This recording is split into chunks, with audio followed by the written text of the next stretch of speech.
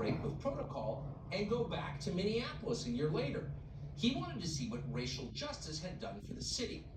His name was Michael Tracy, and as you can imagine, he writes for Substack, not the New York Times. One night, while Tracy was in Minneapolis, a man walked into a Somali-owned convenience store and murdered the clerk. Tracy wanted to know why that happened, so he started to interview people in the neighborhood.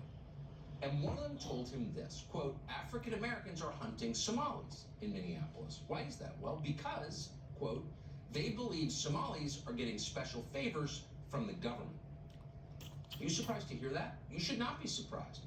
Because when government creates a spoil system based on race and ethnicity, and our government certainly has done that, division and violence are the inevitable outcomes. That is true always and everywhere. That fact never changes.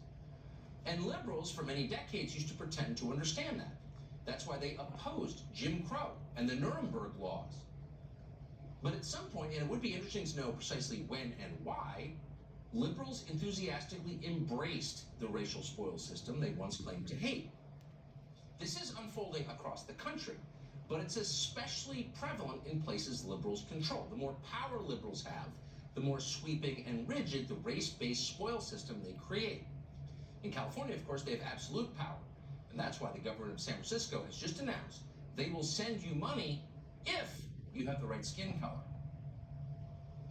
More cities and counties in the Bay Area are starting guaranteed income programs for the most vulnerable people in their communities. The Silicon Valley Guaranteed Income Pilot Program says it'll target people of color, undocumented and mixed status families, and women-led households. 150 families will get $1,000 a month for 2 years with no strings attached. The most vulnerable people in the community, if you're the most vulnerable person in the community, you get $1,000 a month. But that specifically does not include the homeless guy ODing in the park on fentanyl if he's white. If he's white, he can die because if he's white, even if he's dying, he's by definition not vulnerable.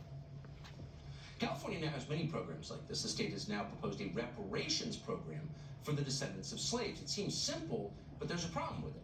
How do you know who qualifies for reparations? It's been a long time. It's been more than 150 years since slavery.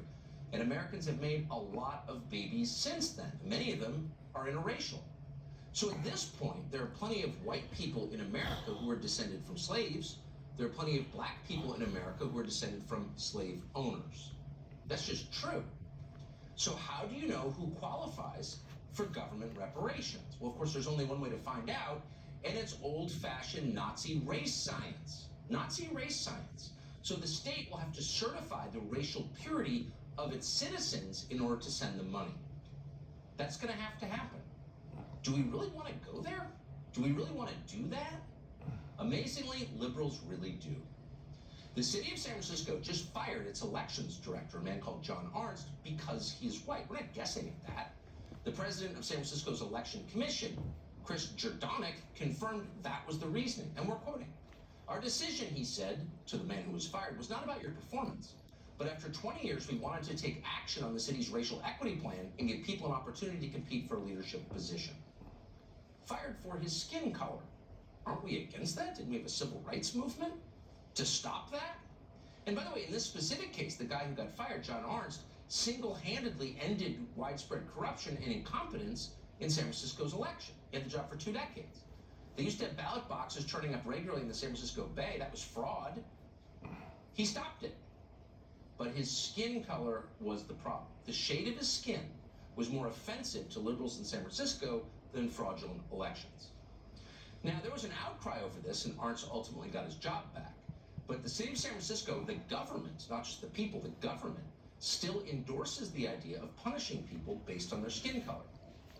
And the city of San Francisco just launched a separate guaranteed income program, this one for, quote, pregnant black women. It pays up to $1,000 a month. And that program got more than $5 million more in state funding, so it's expanding now to Los Angeles, Riverside, Contra Costa County, Alameda. The left-wing group Expecting Justice Just put together this promo for the program. Watch. Many people don't realize this, but here in San Francisco, Black and Pacific Islander women have a significantly more risk of maternal mortality, infant mortality, and pregnancy complications than other people. And people also don't realize that this risk is primarily due to racism, both structural racism and the racism that birthing people and mothers experience when they're interacting with physicians and other medical providers. So that is, every word of it, a racist lie. There's precisely no evidence that structural racism exists in this country against the community she's talking about, and none whatsoever that it causes higher infant mortality. There's no science whatsoever. That's just, again, a racist lie. But more to the point, nobody who says birthing people should ever be in charge of handing out money to mothers, much less taxpayers' money. But of course that's happening, and that tells you, well, this is a grift. This is a scam designed to shunt money from people who make it to people who vote for the right party. And that's why Sheila Jackson Lee recently demanded billions of dollars of reparations, because that, she said, would have been a much better way to deal with COVID. Interestingly, a recent peer-reviewed study from Harvard Medical School suggests that reparations for African Americans could have cut COVID-19 transmission and infection rates both among blacks and the population at large. So she's obviously a fringe character and easy to make fun of. But it wasn't just Sheila Jackson Lee. That was the official position. That was the prevailing view of the Democratic Party in 2020. Vote for us and we'll give reparations based on skin color. Congresswoman Sheila Jackson Lee has proposed a bill to form a commission to study how to do reparations. When I was president, I will sign it. Would you sign that bill? Yes. Yes, would you sign it? I firmly support Congresswoman Jackson Lee's bill to create a commission to study reparations. Would you sign the bill for reparations? Yes, I would. I already supported that bill. There are things that we need to do in this country that have been a long time in coming. One of those is to move forward with reparations. So again, it's hard to overstate just how crazy and divisive that is. In order for that to work in practice, you would have to take people's blood and figure out what percentage they were of one race or the other, maybe measure their heads.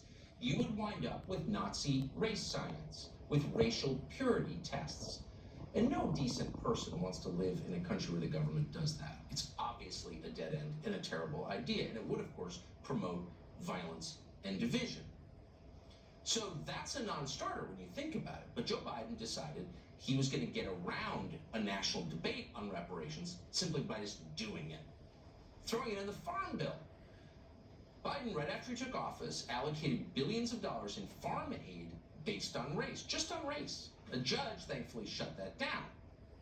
But they didn't slow down in their effort to create a racial spoils system. They don't care about what it does to the country. So Kamala Harris suggested that certain communities, based on their skin color, deserve faster hurricane response. So there's an entire civil rights department at the Justice Department, a division designed to stop the government from rewarding or punishing people on the basis of skin color. That's the whole point of the civil rights movement. But they're doing nothing. Of course, they're encouraging it because Democrats run the government. So as a result, California just launched yet another basic income program, this time for trans people. Really, how's that going to work? How do you prove you're trans? Can anyone even define what that means? No. But here's San Francisco Supervisor Raphael Mandelman bragging about how much taxpayer money London Breed gives to people for being trans. Every single year, this woman comes forward with groundbreaking and unprecedented investments in queer people. In the most vulnerable queer people, she focuses on the transgender community, and she's talked about some of it, universal basic income in San Francisco, unprecedented investments directed at unhoused trans folks. The most vulnerable people, really? How are we measuring vulnerability? When The View supports and celebrates your existence every single day, when every fashionable person in America posts tributes to you on social media every week, how vulnerable are you? But let's get right to it. Let's measure that by household income. Is the household income of the average trans person in America higher or lower than it is on, say, an Indian reservation? Is it higher or lower than it is in, say, rural Iowa? And by the way, what is transgender? On the current application in San Francisco, there are 97 different gender options available, 19 sexual orientations. These would include aromantic, demisexual, dyke, pansexual, same-gender loving, and scoliosexual. So at this point, probably not going to get California back into the realm of functional and sane. 20 years from now, that will be a deeply poor state presided over by a small group of incredibly rich people. Every normal person of all colors will have left and moved to Florida. Probably no fixing it at this point. They'll be cutting the redwood forests, selling them for money. You know exactly where this is going. Look at Bolivia. But what can the rest of us in the other 49 states learn from what's happening in California? Victor Davis Hanson has spent his life there. His family's been there for generations. He's with the Hoover Institute. I'm happy to have him join us now. Professor, thanks so much for coming on. It seems to me that once you go down this path where government decides certain races or certain orientations are better than others, like, how do you fix that? I don't think you do. You're like the former Yugoslavia. And financially, once something is not sustainable, it's not sustainable. What you outlined, Tucker, was predicated on three things. One was Silicon Valley's big money infusions, and now they're laying off people, and companies are fleeing because of the regulatory atmosphere. 45% of the population is Latino. Many of them are upwardly mobile. They're not allies in some rainbow coalition with the 5% who are African American.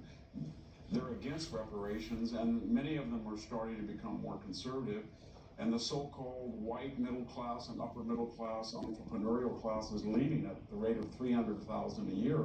And that's why we have the highest taxes income among the highest sales, the highest gas taxes, and yet we're having a $25 billion shortfall in these types of programs. So it's not sustainable, and I don't know how you stop it. There's no way I can foresee stopping it, because this is just the veneer. I mean, we rate in the bottom 10% of schools. We have the highest property crime rates in the country in San Francisco.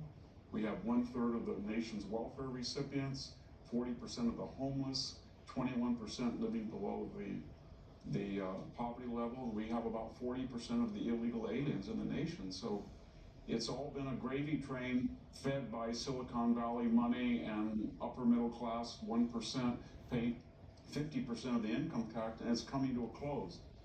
They're running out of money. I mean, I wonder if they know that. I mean, you'd hate to see them get to a point where they have to sell the state's natural resources to keep going. They have to, sell Lake Tahoe to Arizona. But it seems like they're on an express train to that place. Does anybody in leadership understand this? No, I think they'd rather be ideologically correct and broke than be prosperous and incorrect, because we're sitting on some of the largest gas and oil deposits of the 50 states. We have the richest agricultural sector in the world. We have enormous resources in timber and mining. We're not using any of it. It's all off limits. And we're trying to destroy the agricultural sector by cutting off the water. We haven't reinvested in this once wonderful infrastructure of aqueducts, lakes, freeways. We've got this high-speed rail, $15 billion boondoggle. It looks like Stonehenge, covered with graffiti, unfinished. They don't want to do what would save them, and they're going over the cliff like lemmings. Yeah, and I wish you were wrong, but you would know, and I think you're right. Victor Davis Hanson. I wish I was too. It's tragic. I know. Thank you. No, it is tragic. Great to see you tonight. So why degrade the U.S. military? It's like the one institution most Americans are really proud of, really love without reservation, in an ingenuous, sweet way. But the leaders of the U.S. military, not the enlisted ranks, but the people in charge, are going out of their way to embarrass the institution at every opportunity. Why are they doing that? You've probably seen the latest images of a U.S. Army colonel who posted pictures of himself in uniform wearing bondage gear. This colonel also uploaded pornographic pictures that appear to have been taken inside U.S. military installations. The pictures have been online for a long time, so we reached out to the military about this. You'd think they'd have a response by now, but of course they don't. They told us this, quote, the U.S. Army Pacific is aware of the content found on social media reflecting soldiers' activities while wearing uniforms. The incident is currently under investigation. Right, meaning nothing will ever happen. They'll protect this guy, just as they protected Army Major Chris Schilling, who used his position at a military base to scare the hell out of a mother on Facebook for dissenting from the approved narrative. Nothing will ever happen to him. The only person we are aware of in the entire U.S. military who's been punished was one patriotic Marine officer who said, wait a second, this Afghanistan pullout is a disaster. And of course, he went right to jail. Amazing. Well, one of the many things we learned about Mike Tyson is that he loves animals. He doesn't just love them, but learns from them.